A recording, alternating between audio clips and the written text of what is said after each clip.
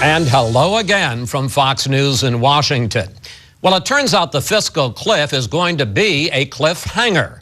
With less than 2 days till the new year, Senate leaders are still trying to work out a deal to avoid tax increases on almost every American. But any compromise will do close to nothing about our debt problem. Joining us now to discuss what kind of deal they will and won't vote for are two key senators, Democrat Dianne Feinstein and Republican Lindsey Graham. And senators, welcome back to Fox News Sunday. Good morning. Thank you. Senator Graham, a couple of days ago you said you thought we were going to go over the fiscal cliff. Now we're in the midst of a lot of last-ditch bargaining between the Senate leaders, Reid and McConnell. What do you think of the chances for a small deal in the next less than 48 hours to avoid the cliff? Exceedingly good. I think people don't want to go over the cliff if we can avoid it. I think, what have we accomplished? Political victory for the president. Hats off to the president. He stood his ground. He's going to get tax rate increases, maybe not at $250, but on upper income Americans. And the sad news for the country is that we've accomplished very little in terms of not becoming Greece or getting out of debt. This still won't affect the debt situation. It will be a political victory for the president, and I hope we'll have the courage of our convictions when it comes time to raise the debt ceiling to fight for what we believe as Republicans. But hats off to the president. He won.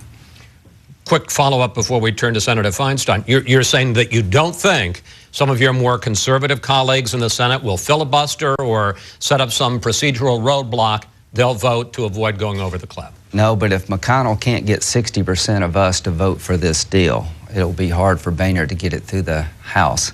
And I want to vote for it, even though I won't like it, because the country's got a lot at stake here.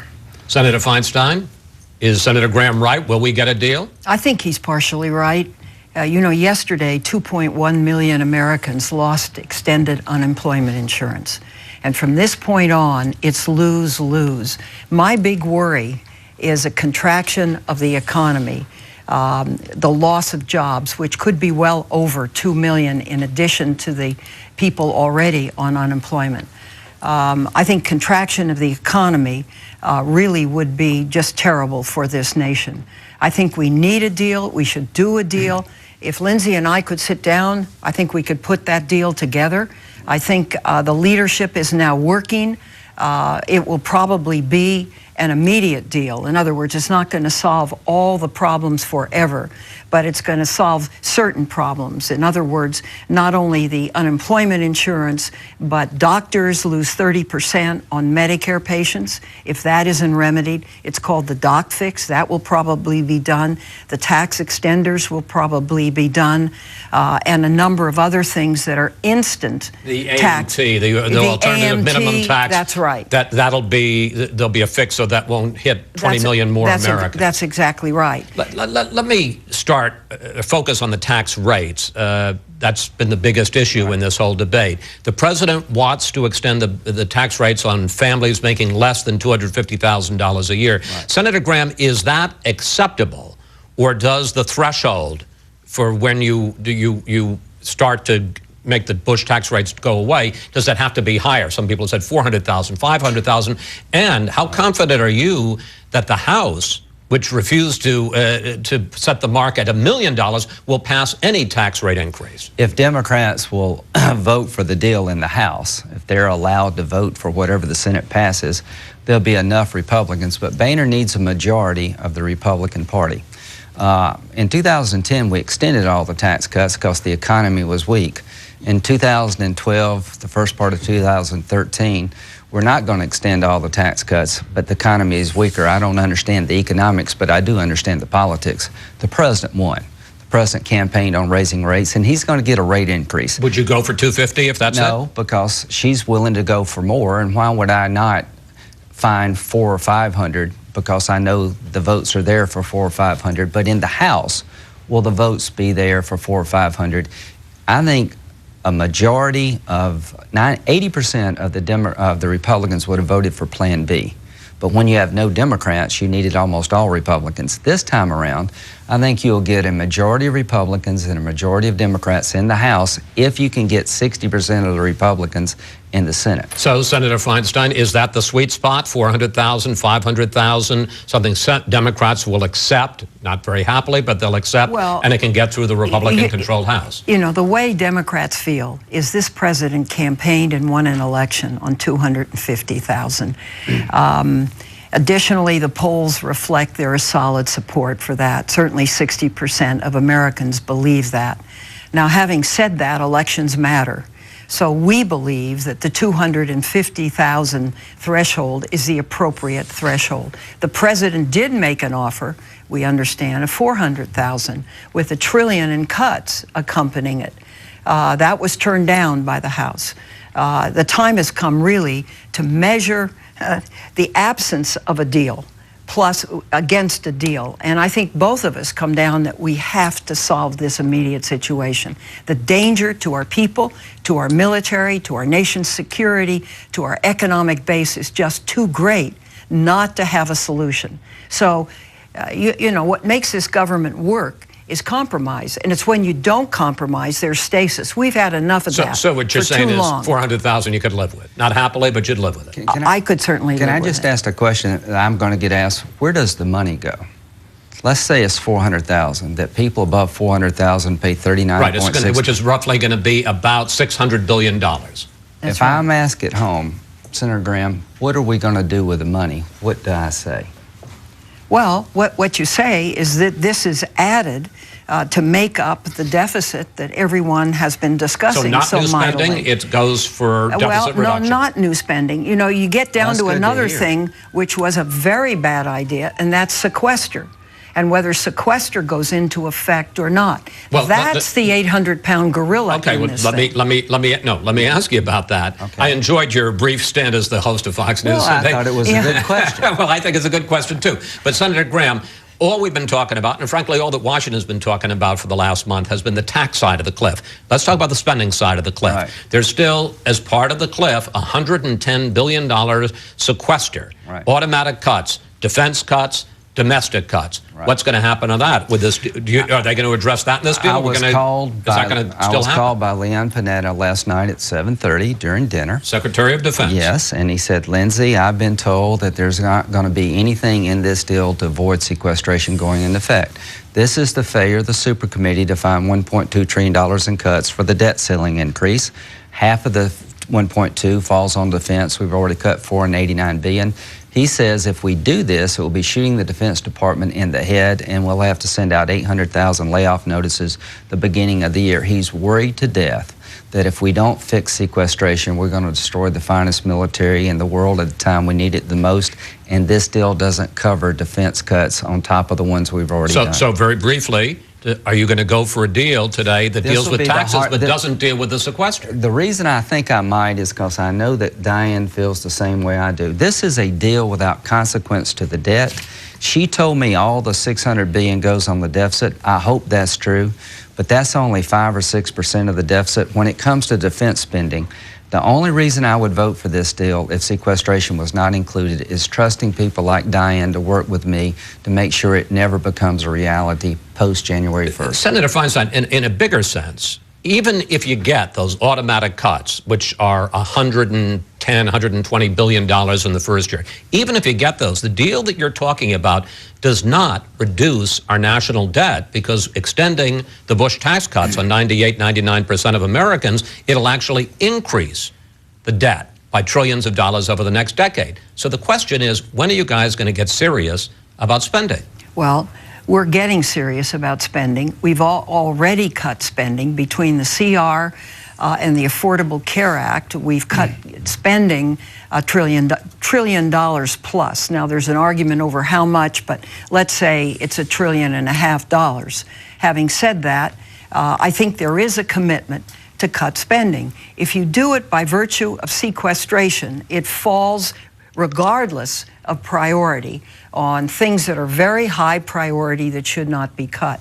I think you either have to postpone sequestration or you have to take a portion of it Mark Zandi, for example, has suggested that you do $55 billion, which won't have that much of a retardation on the economy. He estimates that at about 1.5 points. If we do nothing, we lose 3% of GDP because you withdraw from the economy over $700 billion. That is a problem for America if that should happen. I don't want to get too much into the weeds here, although obviously it's a substantive subject, but after the cliff, the next big step is when we reach the debt ceiling, which we're now told by Treasury Secretary Geithner is going to be probably around the end of February, 2 months. Assuming that you get this deal, you turn off the Bush tax cuts for, the lapsing of the Bush tax cuts for 98% of Americans, are Republicans going to go after the Democrats hard on spending as part of bargaining on this debt deal? And the president says, I'm not going to negotiate on that anymore. Well, here's what I'm going to do. If you took every penny of the $600 billion and put it on the deficit, it's about 6 or 7%.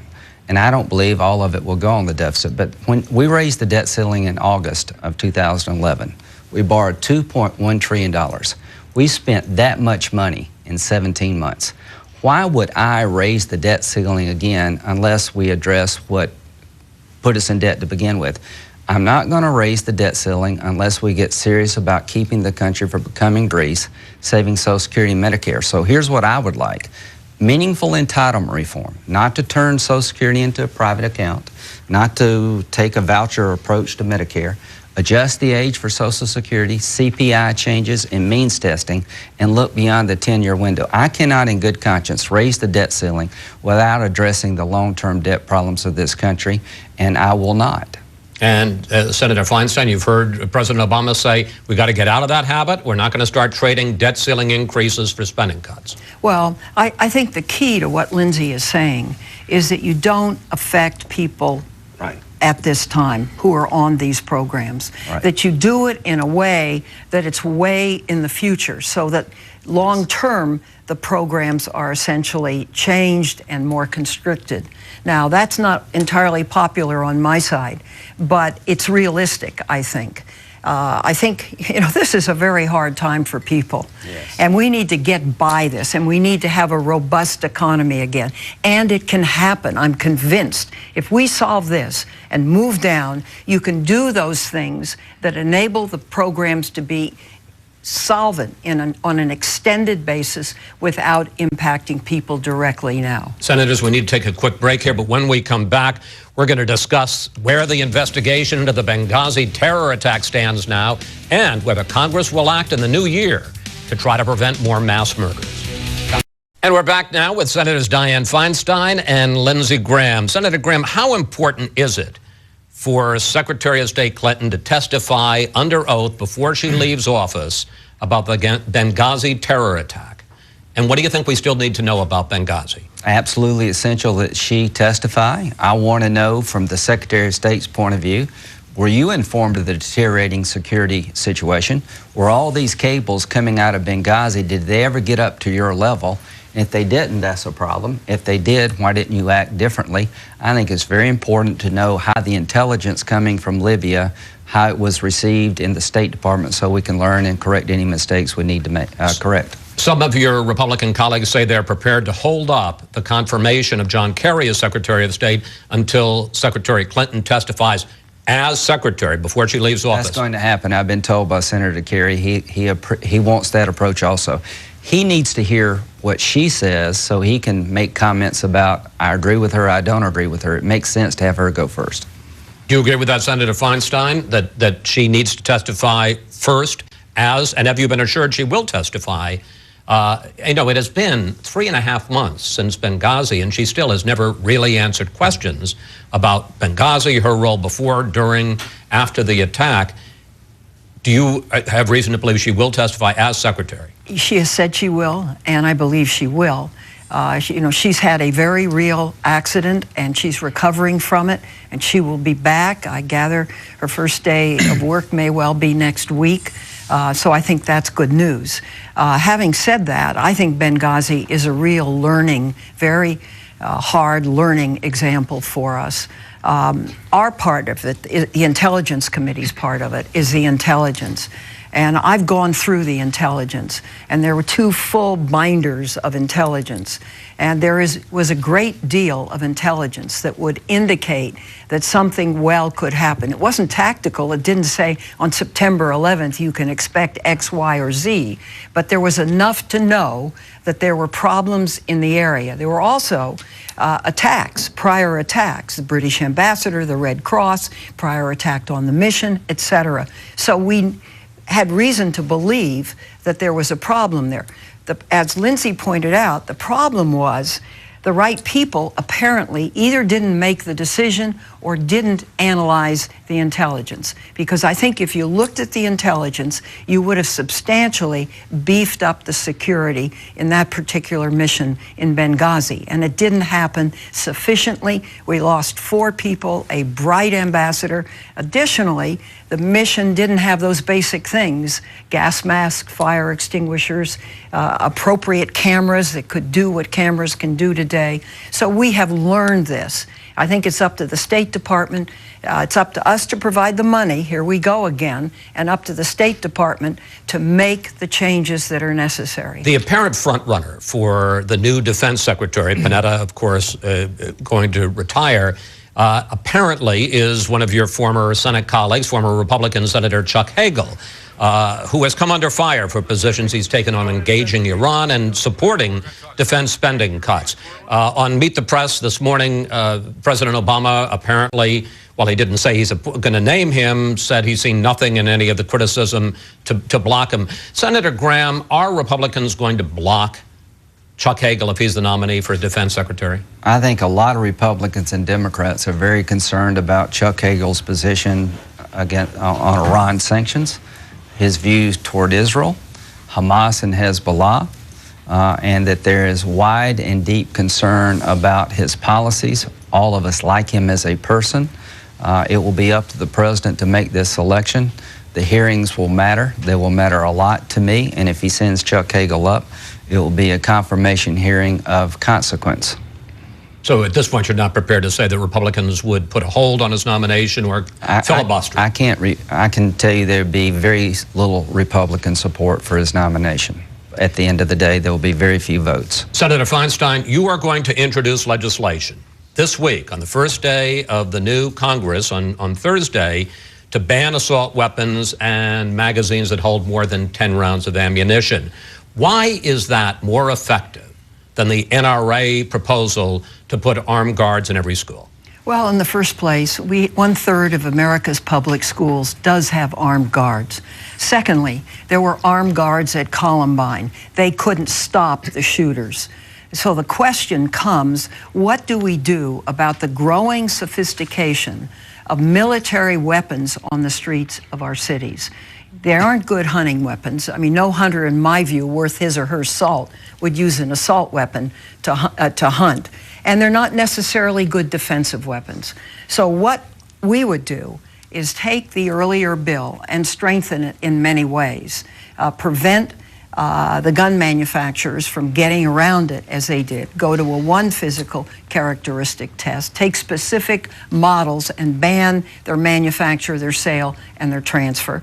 And take the weapons that are grandfathered, that are in possession now, and put them under the Federal Firearms Act so that they would be licensed, there would be background checks done. America has to bite the bullet of what these incidents mean to our people, to our nation, and our nation's standing in the world. When you have someone walking in and slaying in the most brutal way 6-year-olds, something is really wrong. This is one effort, and there are other things we should do to try to put weapons under some kind of appropriate authority. Senator Graham, you support the NRA plan to put more school security in place, and you oppose Senator Feinstein's assault weapons ban. Why is she wrong? Well, we had the assault weapons ban from 1994 to 2004, and the conclusion was it did not change crime by banning assault weapons in an appreciable way. And last year was the lowest murder rate in the history of the United States. People are buying more guns. Murder rates have gone down. You're talking about preventing mass murder by a mentally unstable person. You can't take every sharp object out of the reach of people like this. I own an AR-15. I have done nothing wrong by owning that gun. If you had armed security with better rules of engagement, that to me is a better way to deal with this situation. And the best way is to identify these people before the act and do something about it. So I think the assault weapons ban didn't work then. It's not going to work now, and I will oppose it. So, for all the talk and all the horror, and I think both of you, I know both of you feel it about Newtown and the tragedy there. Will Congress do anything this year to address mass murders, whether it's more gun control, whether it's changes to our mental health laws and access to mental health, whether it's violence in the media? Senator? Well, I believe we're going to certainly try. Now, let me respond to Lindsey about the murder rate. Over 9,000 people are killed with guns a year. Where there aren't guns, there isn't that murder rate. 9,000 people, that's a lot of people. Secondly, I think we've come to a point where these mass murders, the grievance killers that go out there, that get the most sophisticated weapon they can possibly get their hands in, and then go into movie theaters, malls, offices, businesses, and schools, and mow down people. You have to have some appropriate controls on these weapons. Now, Lindsey may feel safer because he's got an AR-15. I don't know. That's up to him. He would not be affected by this. But I think having a system where these very powerful weapons, as a matter of fact, the Bushmaster has a legal slide you can put on it to make it fully automatic and just pump out slews of bullets. I want to give Senator Graham an opportunity to respond briefly, and then I want to move on. Well, the bottom line is, is this triggered by the movies people watch, the videos they watch, or the books they read? We have a First Amendment and a Second Amendment. They're not absolute. You can regulate guns, you can regulate speech.